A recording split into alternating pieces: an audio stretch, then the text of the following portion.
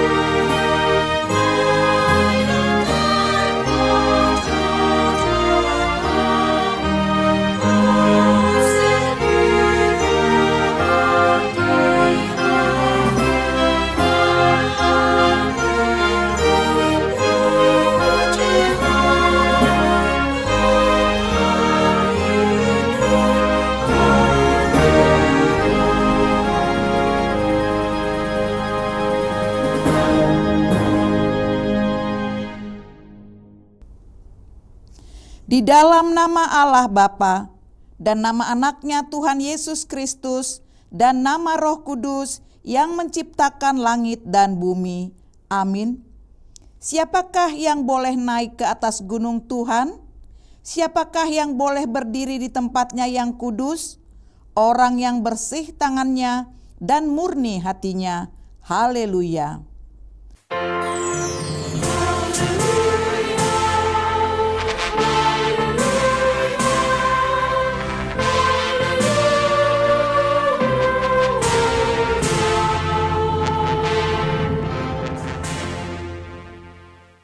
Marilah kita berdoa. Ya Tuhan Allah yang Maha Kuasa, Bapa kami yang di surga, kami mengucapkan terima kasih kepadamu karena Engkau telah mengutus anak-Mu yang tunggal itu, membebaskan kami dari kuasa iblis. Kami memohon kepadamu, peliharalah kami di dalam firman-Mu, agar kami kuat pada waktu kesesakan dan penderitaan.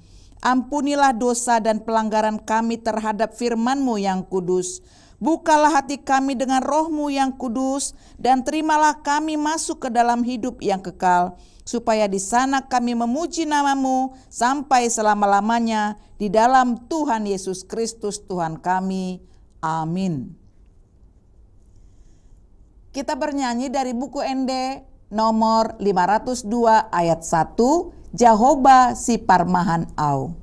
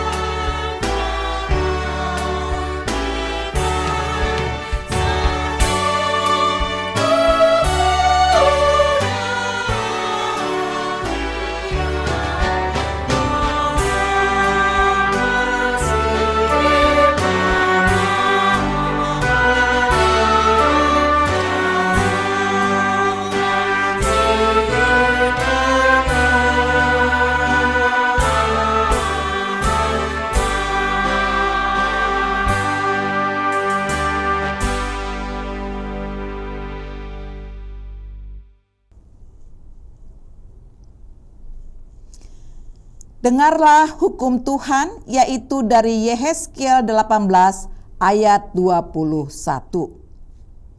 Tetapi jikalau orang fasik bertobat dari segala dosa yang dilakukannya dan berpegang pada segala ketetapanku, serta melakukan keadilan dan kebenaran, ia pasti hidup, ia tidak akan mati.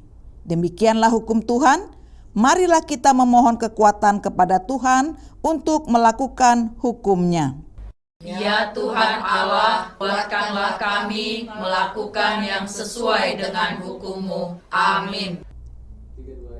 Mari kita bernyanyi dari buku ND nomor 164 ayat 1, O Tuhan Yesus, Ho Rajaku.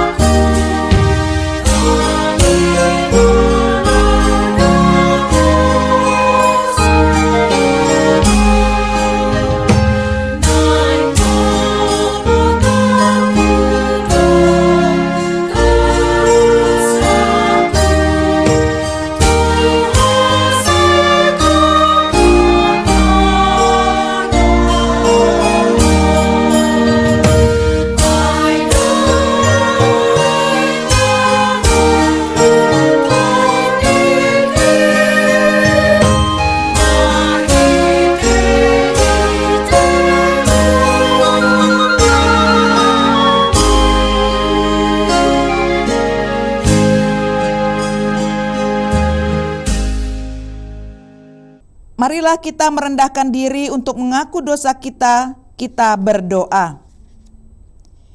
Ya Bapa Tuhan kami di surga, Engkau Maha Kasih dan benar, berkat-Mu melimpah dan kekal selama-lamanya. Kasihanilah kami ya Tuhan, lupakanlah segala kejahatan dan dosa kami. Kami sering berbuat dosa terhadap Engkau dan membangkitkan amarah-Mu, karena kami sering melanggar hukum-Mu. Limpahkanlah kasih sayang-Mu kepada kami dan berkatilah kami dengan pertolongan-Mu, ya Tuhan Allah, sumber kebahagiaan kami. Ampunilah segala dosa dan pelanggaran kami di dalam anak-Mu Tuhan Yesus Kristus, Juru Selamat kami. Amin. Marilah kita mendengar janji Tuhan tentang pengampunan dosa. Sebab biarpun gunung-gunung beranjak dan bukit-bukit bergoyang, tetapi kasih setiaku tidak akan beranjak daripadamu, dan perjanjian damaiku tidak akan bergoyang. Firman Tuhan yang mengasihani engkau. Kemuliaan bagi Allah di tempat yang maha tinggi. Amin. Marilah kita bernyanyi dari buku ND nomor 463, Pasupasum Tongosomu.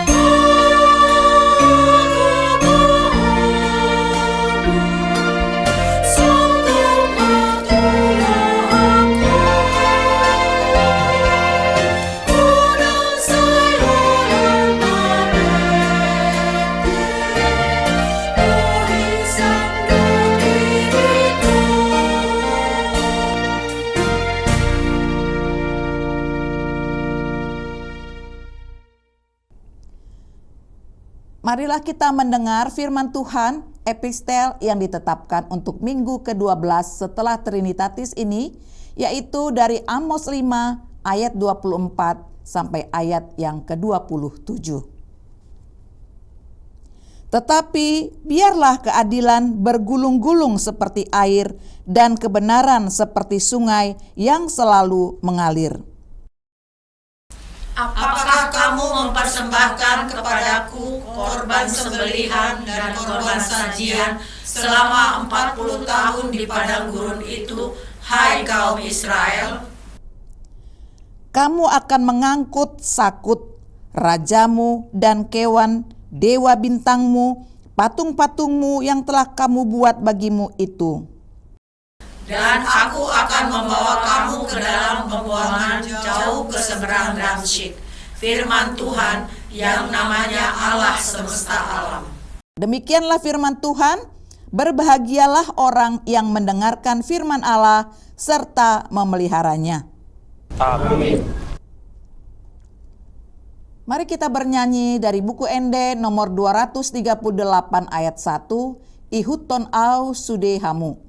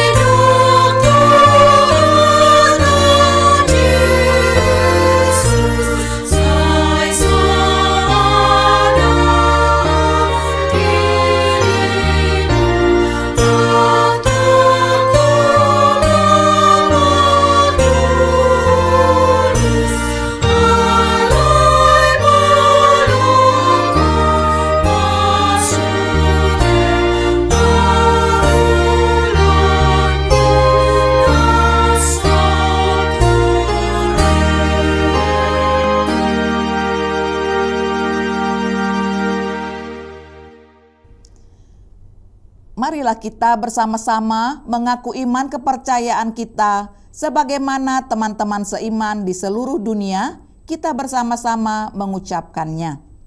Aku percaya kepada Allah, Bapa yang Maha Kuasa, Khalik langit dan bumi.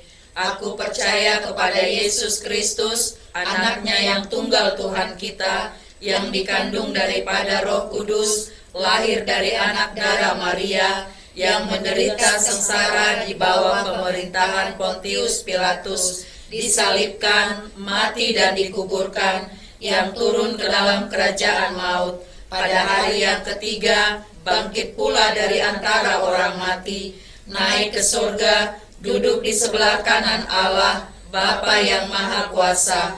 Dari sana akan datang kelak untuk menghakimi orang yang hidup dan yang mati. Aku percaya kepada Roh Kudus dan adanya satu gereja yang kudus dan am, persekutuan orang kudus, pengampunan dosa, kebangkitan daging, dan hidup yang kekal. Amin. Kita akan mendengarkan firman Tuhan, namun sebelumnya kita juga mempersiapkan persembahan kita, dan kita bernyanyi dari buku Ende nomor 267 ayat 1, O Tuhan sulikit maau.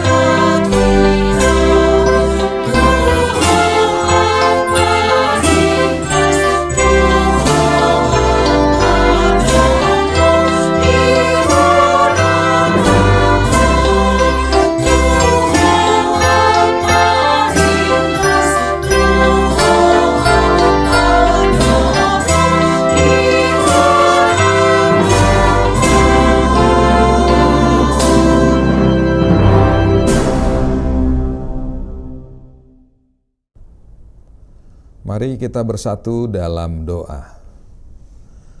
Damai sejahtera Allah Bapa yang melampaui segala akal, kiranya menyertai hati dan pikiran saudara sekalian, di dalam nama Yesus Kristus Tuhan kita. Amin.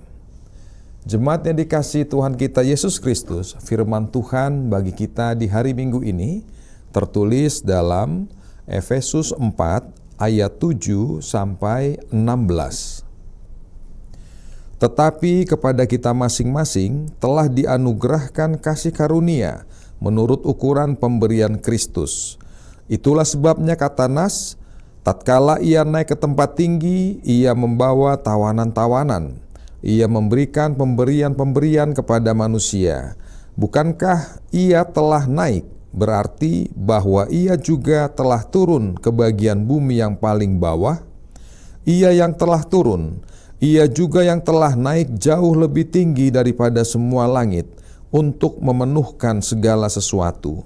Dan ialah yang memberikan baik rasul-rasul maupun nabi-nabi, baik pemberita-pemberita Injil maupun gembala-gembala dan pengajar-pengajar, untuk memperlengkapi orang-orang kudus bagi pekerjaan pelayanan, bagi pembangunan tubuh Kristus, sampai kita semua telah mencapai kesatuan iman dan pengetahuan yang benar tentang anak Allah, kedewasaan penuh dan tingkat pertumbuhan yang sesuai dengan kepenuhan Kristus, sehingga kita bukan lagi anak-anak yang diombang-ambingkan oleh rupa-rupa angin pengajaran, oleh permainan palsu manusia dalam kelicikan mereka yang menyesatkan, tetapi dengan teguh berpegang kepada kebenaran, di dalam kasih kita bertumbuh di dalam segala hal ke arah Dia, Kristus yang adalah kepala.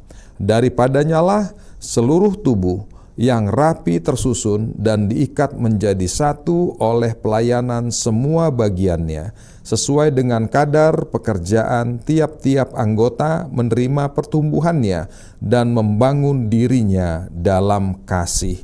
Demikian firman Tuhan.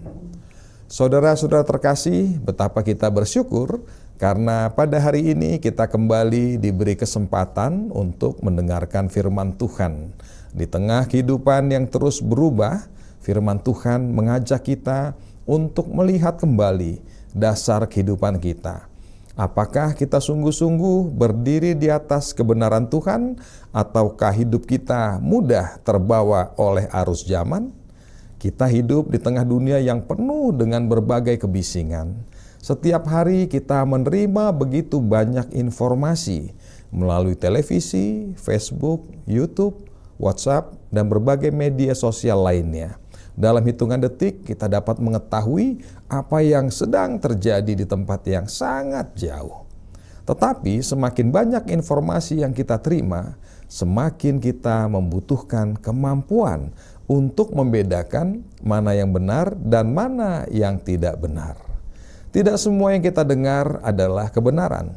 Tidak semua yang viral harus dipercaya. Tidak semua yang dikatakan oleh orang terkenal pasti benar. Bahkan sesuatu yang salah dapat terlihat benar apabila disampaikan dengan cara-cara yang meyakinkan.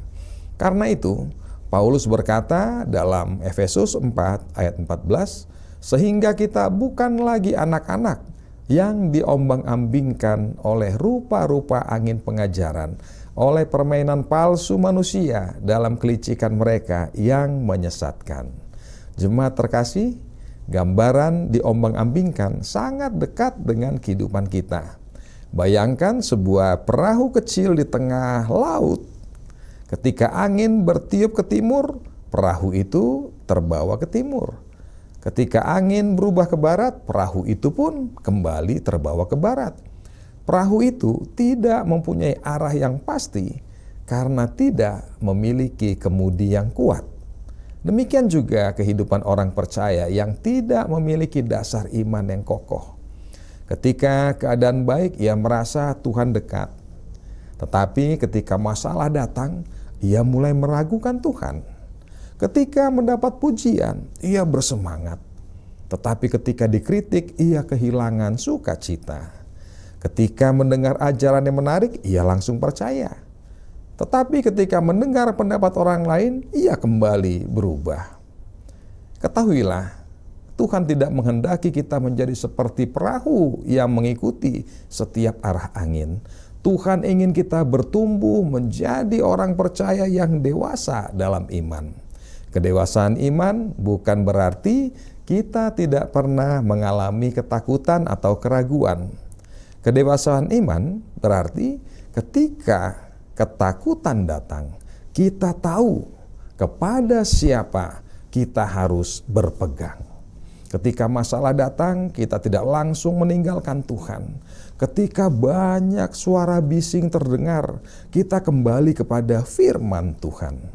Paulus berkata dalam ayat 15, tetapi dengan teguh berpegang kepada kebenaran di dalam kasih, kita bertumbuh di dalam segala hal ke arah Dia, Kristus yang adalah kepala. Perhatikan kata-kata ini, teguh berpegang kepada kebenaran. Namun Paulus tidak berhenti pada kata kebenaran. Ia berkata bahwa kita harus memegang kebenaran di dalam kasih. Ini sangat penting. Saudara-saudaraku, ada orang yang ingin mempertahankan kebenaran, tetapi melakukannya dengan cara yang kasar. Ada orang yang begitu ingin menunjukkan bahwa dirinya benar, sehingga orang lain merasa dihina dan disingkirkan. Sebaliknya, ada juga orang yang ingin mengasihi, sehingga tidak berani lagi berbicara tentang kebenaran. Semua dianggap boleh, semua dianggap benar, dan tidak ada lagi batas yang jelas. Namun, firman Tuhan hari ini mengajarkan kepada kita bahwa kita harus teguh dalam kebenaran dan lembut dalam kasih. Yesus adalah teladan yang sempurna. Ia tidak pernah mengorbankan kebenaran, tetapi ia juga tidak pernah kehilangan kasih. Ia membenci perbuatan dosa, tetapi ia mengasihi orang berdosa yang mau bertobat. Ia menyatakan kesalahan, tetapi ia juga menawarkan pengampunan. Ia menyatakan kebenaran dengan tujuan membawa manusia kepada pemulihan. Karena itu, semakin kita bertumbuh di dalam Kristus, seharusnya semakin terlihat kasih dalam kehidupan kita. Saudara-saudara terkasih, sejenak kita juga dapat melihat yang dikatakan pada ayat 7. Tetapi kepada kita masing-masing telah dianugerahkan kasih karunia menurut ukuran pemberian Kristus. Ayat ini mengingatkan bahwa setiap orang memiliki tempat dalam rencana Tuhan. Tidak ada seorang pun yang tidak berguna. Seorang ibu yang merawat keluarganya dengan kasih sedang melakukan sesuatu yang berharga di hadapan Tuhan. Seorang ayah yang bekerja dengan jujur sedang menyatakan imannya. Seorang anak yang menghormati orang tuanya, ia sedang mempraktikkan firman Tuhan dalam hidupnya. Seorang pegawai yang menolak melakukan kecurangan sedang menunjukkan bahwa ia berpegang pada kebenaran.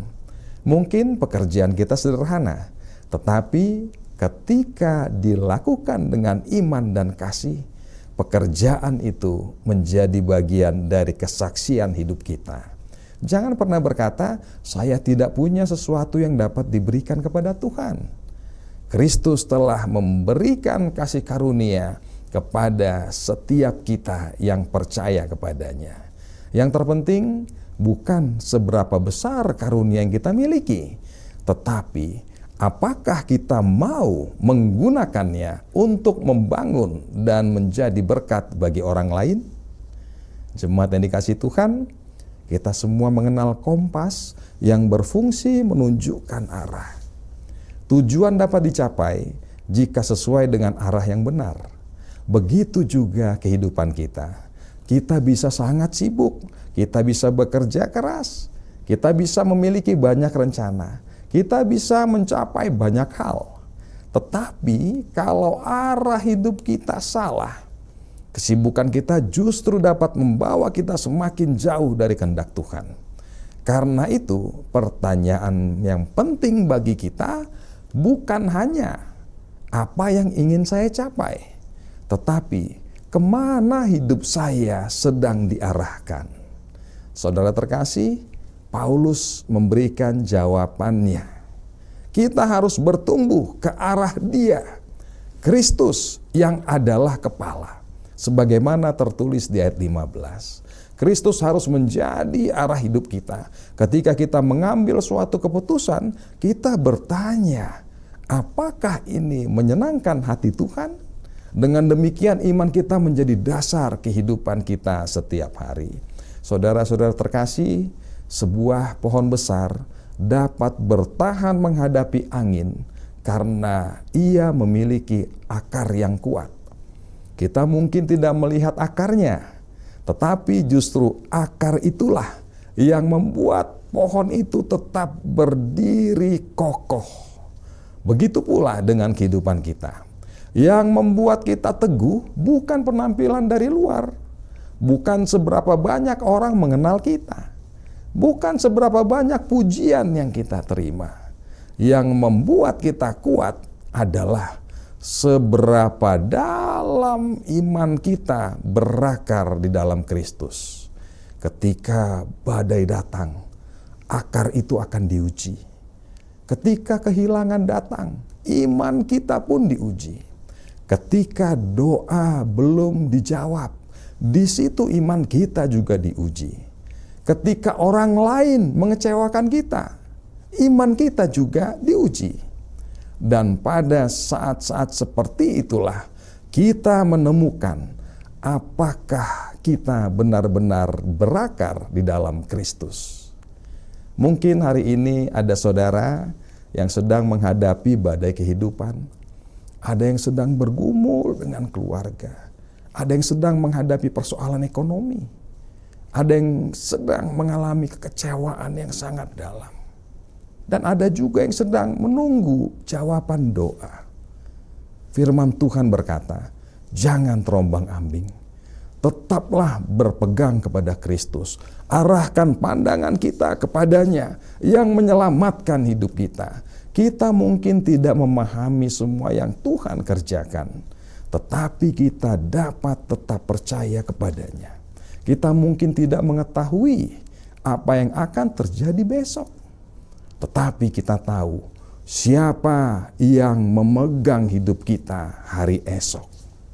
Kita mungkin tidak mampu mengendalikan semua keadaan, tetapi kita dapat menyerahkan kehidupan kita kepada Tuhan. Itulah iman yang dewasa.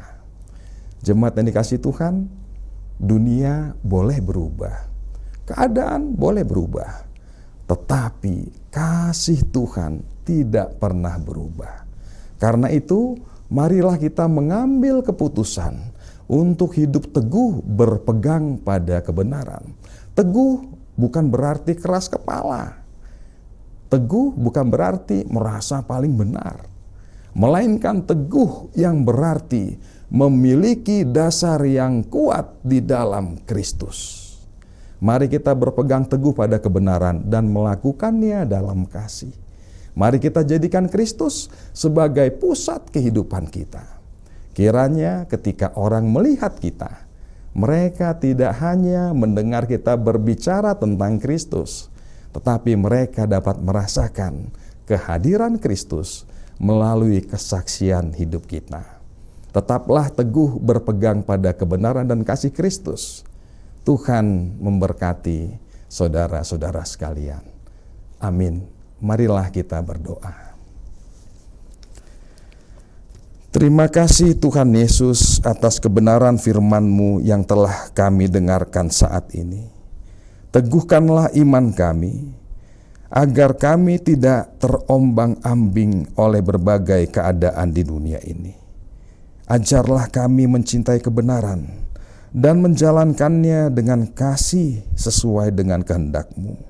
Tolonglah kami, agar hidup kami semakin berakar dalam kuat kuasa-Mu, sehingga kami dapat melewati berbagai tantangan kehidupan dengan mengandalkan kuasa-Mu.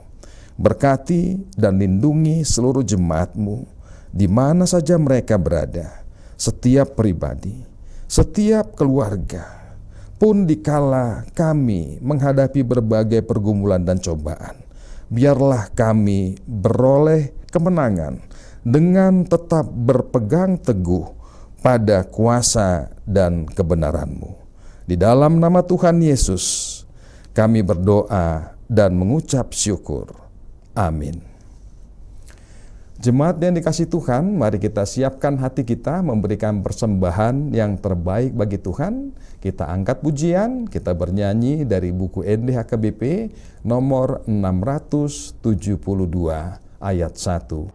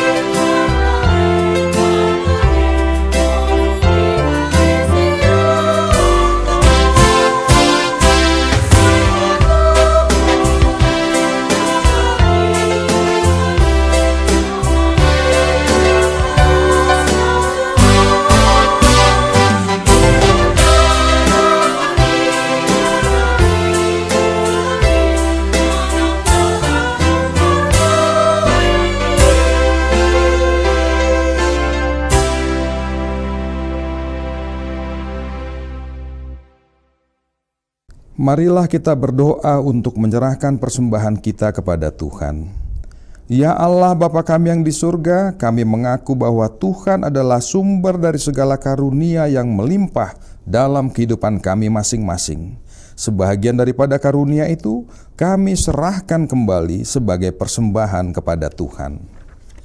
Terimalah dan berkatilah persembahan umat-Mu ini, agar dapat kami pergunakan untuk pekerjaan dan pelayanan kerajaan Tuhan di dunia ini.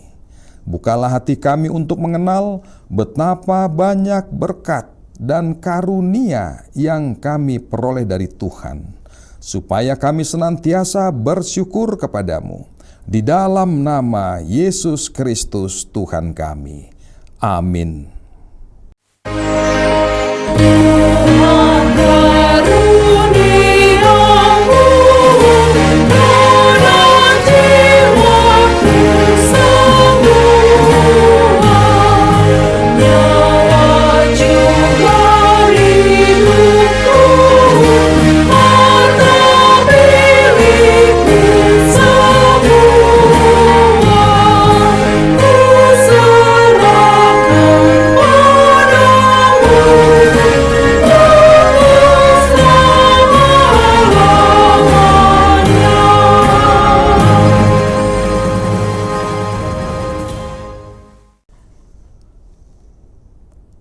Bapa kami yang di sorga, dikuduskanlah nama-Mu, datanglah kerajaan-Mu, jadilah kehendak-Mu di bumi seperti di surga. Berikanlah kami pada hari ini makanan kami yang secukupnya, dan ampunilah kami akan kesalahan kami, seperti kami juga telah mengampuni orang yang bersalah kepada kami. Dan janganlah membawa kami ke dalam pencobaan, tetapi lepaskanlah kami dari yang jahat.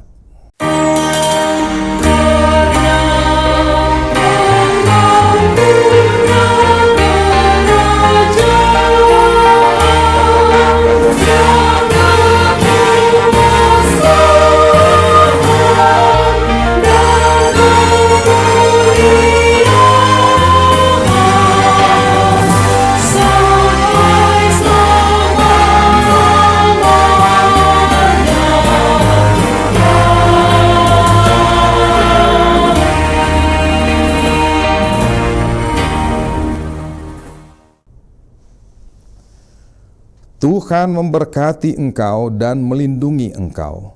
Tuhan menyinari engkau dengan wajah-Nya dan memberi engkau kasih karunia. Tuhan menghadapkan wajah-Nya kepadamu dan memberi engkau damai sejahtera.